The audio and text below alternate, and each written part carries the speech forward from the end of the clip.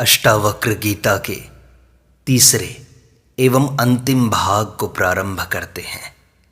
ऋषि अष्टावक्र राजा जनक को कहते हैं, जिसके बोध का उदय होने पर, जागने पर स्वप्न के समान भ्रम की निवृत्ति हो जाती है, उसे एकमात्र सुख स्वरूप शांत प्रकाश को नमस्कार है। कोई जगत के समस्त पदार्थों का उपार्जन करके अधिक से अधिक भोग प्राप्त कर सकता है, परंतु सबका परित्याग किए बिना कोई सुखी नहीं हो सकता। जिसका चित्त यह कर्तव्य है, यह अकर्तव्य है इत्यादि दुखों की मारतंड ज्वाला से झुलस रहा है, उसे भला कर्म त्याग रूप पीयूष धारा का सार सेवन किए बिना सुख की प्राप्ति कैसे हो सकती है। यह संसार केवल भावना है, परमार्थतः कुछ नहीं है। भाव और अभाव के रूप में स्थित पदार्थों का कभी अभाव नहीं हो सकता। आत्मा का स्वरूप न दूर है न निकट, वह तो प्राप्त ही है। तुम स्वयं ही हो, उसमें न विकल्प है, न प्रयत्न, न विकार है, न मल।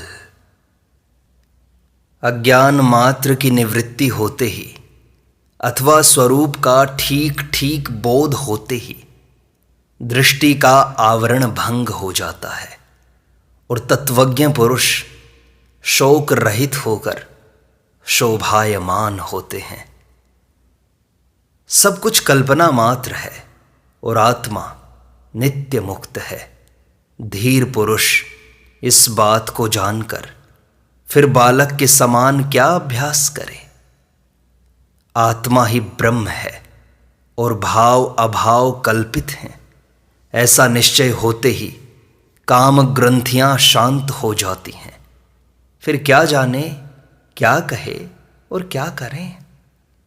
वही यह मैं हूं, यह मैं नहीं हूं इत्यादि विकल्पनाएं शांत हो गई हैं उस पुरुष के लिए जो सब आत्मा ही है, ऐसा निश्चय करके चुप हो गया है, मौन हो गया है। अपने स्वरूप में स्थित तत्वज्ञ के लिए न विक्षेप है और न ही एकाग्रता, न ज्ञान है न अज्ञान, न सुख है न दुख। जो तत्वज्ञ स्वभाव से ही निर्विकल्प है, उसके लिए अपने राज्य में अथवा भिक्षा में, लाभ हानि में, भीड़ में अथवा सूने जंगल में कोई अंतर नहीं है। यह कर लिया वह कार्य शेष है। इन द्वंद्वों से जो मुक्त है उसके लिए धर्म कहाँ, काम कहाँ, अर्थ कहाँ और विवेक भी कहाँ है। जीवन मुक्त ज्ञानी के लिए न तो कुछ कर्तव्य है और न तो उसके हृदय में कोई रंग है। जिस प्रकार जीवन बीते वही उसकी स्थिति है। जो महात्मा समस्त संकल्पों की सीमा पर विश्राम कर रहा है, अर्थात साक्षी मात्र है, उसके लिए अज्ञान कहाँ, विश्व कहाँ, ध्यान कहाँ और मुक्ति भी कहाँ। जिसने इस विश्व को कभी देखा हो वह कहा करे कि यह नहीं है, नहीं है। जिसे विषय वासना ही नहीं है वह क्या करे, वह तो देखता हुआ भी नहीं देखता। जिसने परब्रह्म को देखा हो वह इस तरह चिंतन किया करे कि मैं ही ब्रह्म हूं, सोहम सोहम। जिसे कुछ दूसरा दिखता ही नहीं वह निश्चिंत होकर क्या चिंतन करेगा।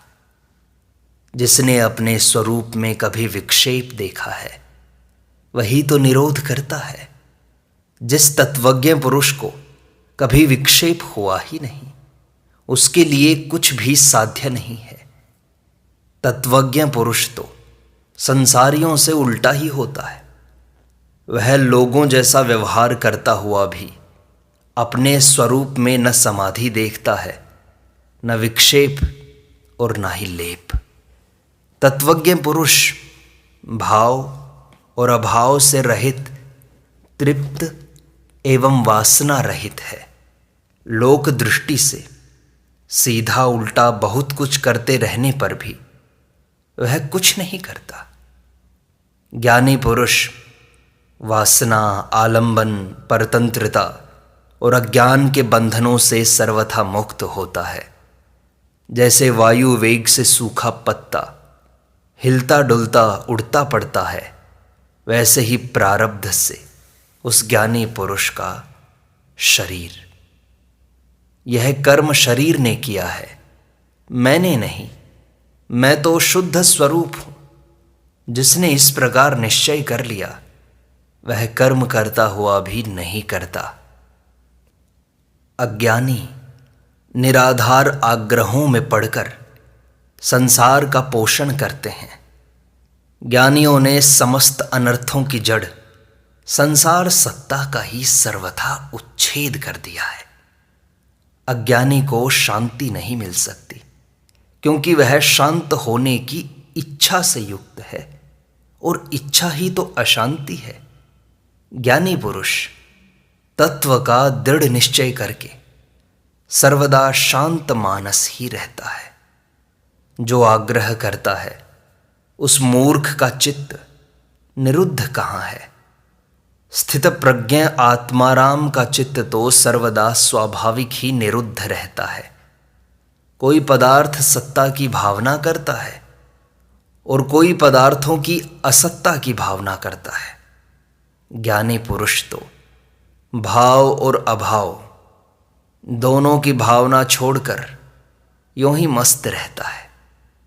बुद्धिहीन पुरुष अज्ञानवश अपने शुद्ध अद्वितीय स्वरूप का ज्ञान तो प्राप्त करते नहीं, बस भावना करते हैं। उन्हें जीवन पर्यंत शांति नहीं मिलती। अज्ञानी पुरुष विषय रूपी मत वाले हाथियों को देखकर भयभीत हो जाते हैं और शरण के लिए बराबर निरोध और एकाग्रता की सिद्धि के लिए झट झट चित्त की गुफा में घुस जाते हैं। वासनाहीन ज्ञानी सिंह के समान है। उसे देखकर विषय के मत वाले हाथी चुपचाप भाग जाते हैं। उनकी एक नहीं चलती, उल्टे तरह तरह से खुशामद करके उसकी सेवा करते हैं।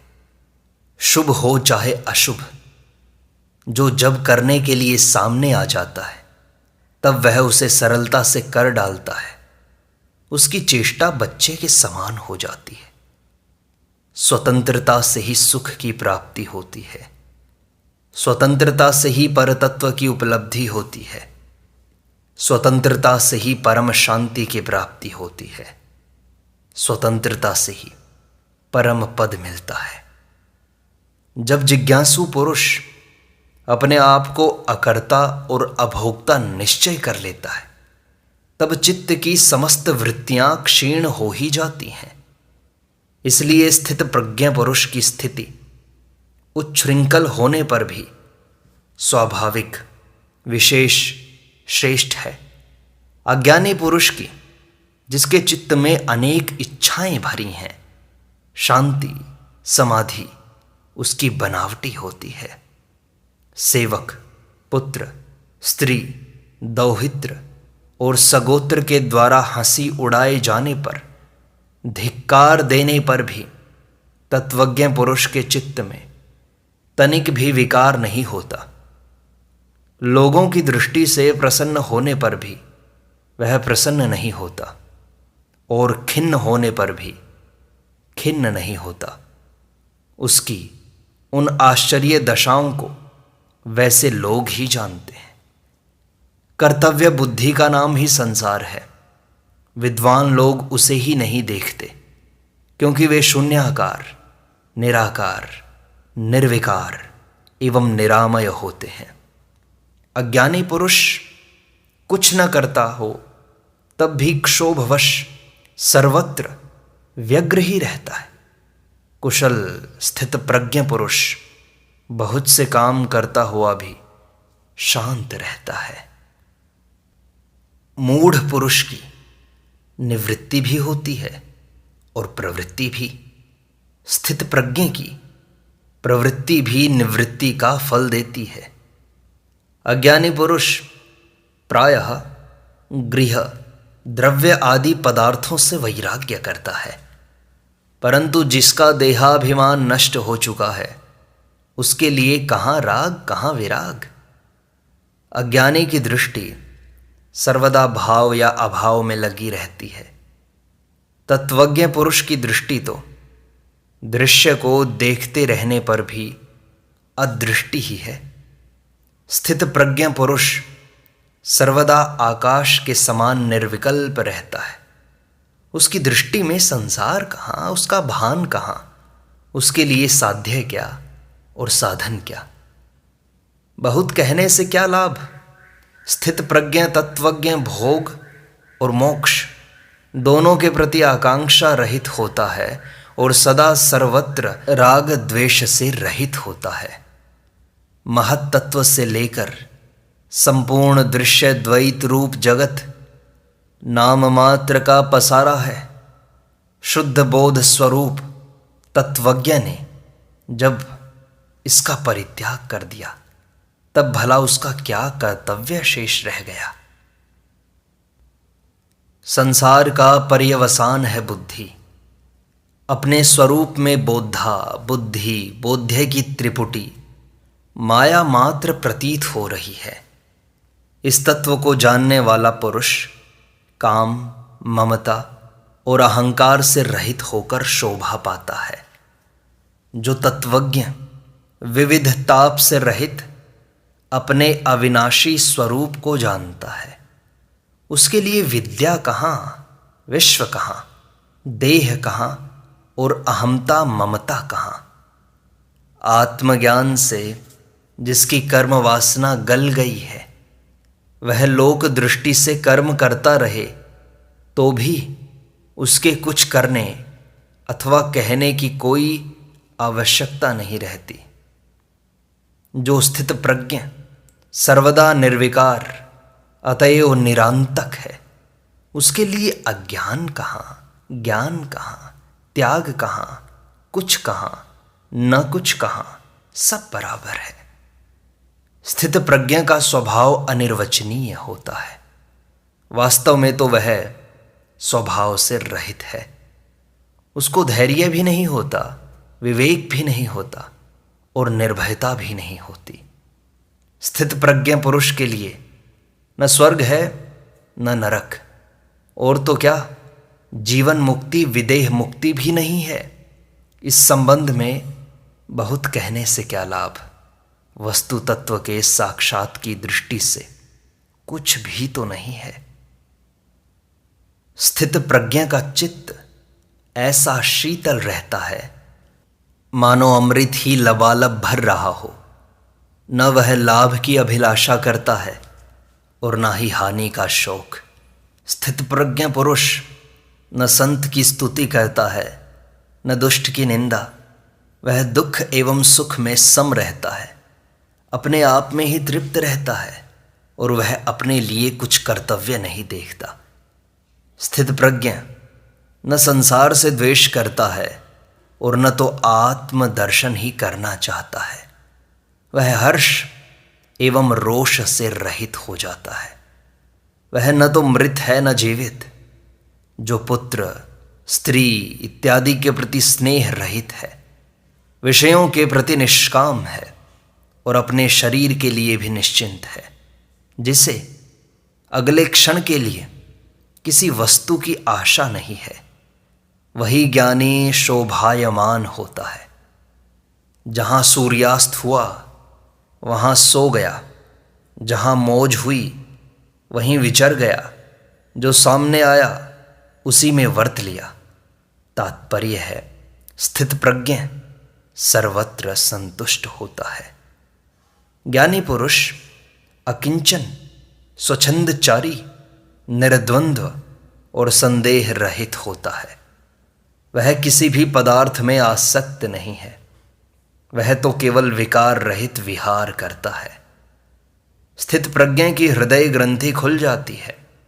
रजोगुण तमोगुण धुल जाते हैं। वह मिट्टी के ढेले, पत्थर और सोने को भी समदृष्टि से देखता है। उसको कहीं ममता नहीं होती, वास्तव में वही शोभा पाता है। जो अपने स्वरूप में विश्राम करके तृप्त है, दृश्य की आशा नहीं रखता, आरती रहित है, वह अपने अंतःकरण में जिस आश्चर्य का अनुभव करता है, वह कैसे किसको बतलाया जाए। स्थित प्रज्ञ पुरुष पद पद पर तृप्त रहता है। वह सोकर भी नहीं सोता, वह स्वप्न देखकर भी नहीं देखता, और वह जागृत अवस्था में रहने पर भी नहीं जागता। तत्वज्ञ सचिंत होने पर भी निश्चिंत है, इंद्रियवान होने पर भी निरिंद्रिय है, बुद्धिमान होने पर भी बुद्धिहीन है, अहंकार सहित होने पर भी निरअहंकार है। तत्वज्ञ न सुखी है न दुखी, न विरक्त है न रक्त, न मुमुक्षु है न मुक्त, न कुछ है न कुछ। तत्वज्ञ विक्षेप में भी विक्षिप्त नहीं है, समाधि में भी समाधिस्थ नहीं है, जड़ता में भी जड़ नहीं है, और पांडित्य में भी पंडित नहीं है। तत्वज्ञ समस्त स्वतः परतः स्थितियों में स्वरूप स्थित रहता है। कृतकृत्य होने के कारण परम शांत रहता है, सर्वत्र सम रहता है। तृष्णा का अभाव होने के कारण वह क्या किया क्या नहीं किया इन बातों का स्मरण नहीं करता। वंदना करने से वह प्रसन्न नहीं होता, निंदा करने से क्रोधित नहीं होता, मृत्यु से उद्वेग नहीं करता, और जीवन का अभिनंदन नहीं करता। स्थित प्रज्ञ भीड़ भाड़ के लिए दौड़ता नहीं, और न तो जंगल में ही जाना चाहता है। वह तो प्रत्येक स्थान पर प्रत्येक परिस्थिति में सम रहता है। जैसे सफल चिकित्सक अपने औजार के द्वारा पेट में घुसे हुए बाणों को बड़ी चतुरता से निकाल लेता है, वैसे ही मैंने तत्वज्ञान के द्वारा अनेक प्रकार के संकल्प विकल्प विचार मत आदि को निकाल फेंका है। मैं अपनी महिमा में स्थित हूँ।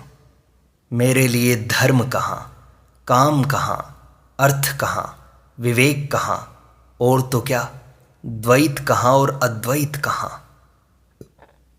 मैं सदा सर्वदा अपनी महिमा में स्थित हूँ।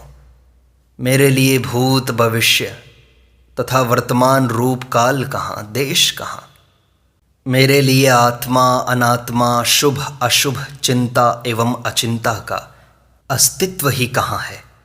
कहाँ स्वप्न और कहाँ सुषुप्ति, कहाँ जागरण और कहाँ तुरीय। मेरे लिए भय कहाँ है, क्योंकि मैं अपने स्वरूप में स्थित हूँ। मेरे लिए क्या दूर क्या समीप, क्या बाह्य क्या आभ्यंतर, कहाँ स्थूल कहाँ सूक्ष्म, क्योंकि मैं तो अपनी स्वरूप महिमा में स्थित हूँ। कहाँ मृत्यु कहाँ जीवन, कहाँ लोक कहाँ लौकिक, कहाँ लय और कहाँ समाधि। मैं अपने स्वरूप में स्थित हूँ। अर्थ धर्म काम की बात बंद करो, बस करो। योग की कथा अनावश्यक है। अब विज्ञान की कथा भी बहुत हो चुकी। बस मैं तो अपने स्वरूप में स्थित हूँ। मेरे निर्मल स्वरूप में पंचभूत कहाँ, देह कहाँ, इंद्रियां कहाँ, मन कहाँ, शून्य कहाँ और निराशा भी कहाँ। मैं सदा निर्द्वंद्व हूँ। कहाँ शास्त्र और कहाँ आत्मविज्ञान, कहाँ मन की निर्विषयता और कहाँ तृप्ति। मेरे लिए तृष्णा से रहित होना भी क्या है। स्वरूप में विद्या कहाँ, अविद्या कहाँ, अहम कहाँ, इदम कहाँ, ममता कहाँ, बंधन कहाँ, मोक्ष कहाँ। उसमें रूपपना भी कहाँ है। जो सर्वदा निर्विशेष एक रस वस्तु है, उसमें प्रारब्ध कर्म कहाँ, जीवन मुक्ति कहाँ और विदेह कैवल्य कहाँ। मेरे अद्वितीय स्वरूप में कहाँ सृष्टि और कहाँ संहार, कहाँ साध्य और कहाँ साधन, कहाँ साधक और कहाँ सिद्धि। मैं सर्वदा शुद्ध स्वरूप हूँ। मुझ में न प्रमाता है न प्रमाण, न प्रमेय है न प्रमा, न कुछ है न कुछ। यह सारे भेद प्रकाश्यगत हैं। प्रकाशक से इनका कोई संबंध नहीं। प्रकाश से प्रकाश्य पृथक नहीं होता। इसलिए जिसकी सत्ता से सबका भाव हो रहा है वही मैं हूँ। मैं सर्वदा निर्विकार, निस्पंद, निष्क्रिय हूँ। मुझ में न विक्षेप है न एकाग्रता, न बोध है न मूढ़ता, न हर्ष है न विषाद, क्योंकि सभी अवस्थाएं दृश्य सापेक्ष हैं और दृश्य दृष्टा से पृथक नहीं है। इसलिए केवल स्वस्वरूप है। मैं सर्वदा एक रस, संपूर्ण मलों से रहित हूँ। मुझ में माया कहाँ, संसार कहाँ, राग कहाँ, वैराग्य कहाँ, जीव कहाँ, ब्रह्म कहाँ। ये सारे भेद जिज्ञासुओं को समझाने के लिए होते हैं। मैं कूटस्थ निरवयव हूँ, सदा सर्वदा अपने स्वरूप में ही स्थित हूँ। तब मेरे लिए प्रवृत्ति निवृत्ति क्या है और मुक्ति तथा बंधन क्या है। मैं उपाधि रहित शिव हूँ। मेरे लिए उपदेश क्या, शास्त्र क्या, शिष्य क्या, गुरु क्या। मेरे लिए पुरुषार्थ का अस्तित्व नहीं है कहाँ और नहीं कहाँ। न एक है न दो है। बहुत कहने से क्या लाभ। मेरे स्वरूप में कुछ नहीं है, कुछ नहीं है। इस प्रकार अष्टावक्र गीता का तीसरा भाग संपूर्ण होता है एवं अष्टावक्र गीता भी संपूर्णता को प्राप्त होती है।